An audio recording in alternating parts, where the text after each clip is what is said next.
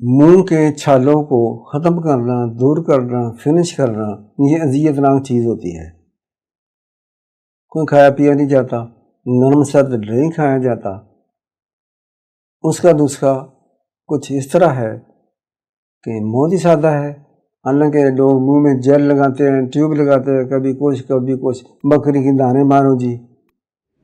First of all یہ کہ اپنے بیٹے کا خیال کریں، قبض کو دور کریں، نظام ہضم ٹھیک کریں، زیادہ مت کھائیں، روٹی کے اوپر روٹی، چائے کے اوپر چائے، کھانے کے اوپر کھانا، بھوک ہے نہیں ہے منہ میں ٹھوستے جاؤ، پیٹ میں ٹھوستے جاؤ، دس از وائی کہ چھالے پیدا ہوتے ہیں۔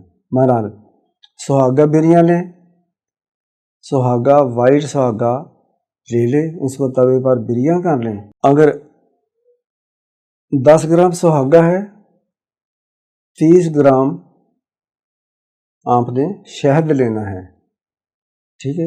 ان دونوں چیزوں کو آپ نے رگڑائی کریں، پیسٹ بن جائے گی، بڑی خوبصورت، بڑی خوشبودار، بڑی میٹھی۔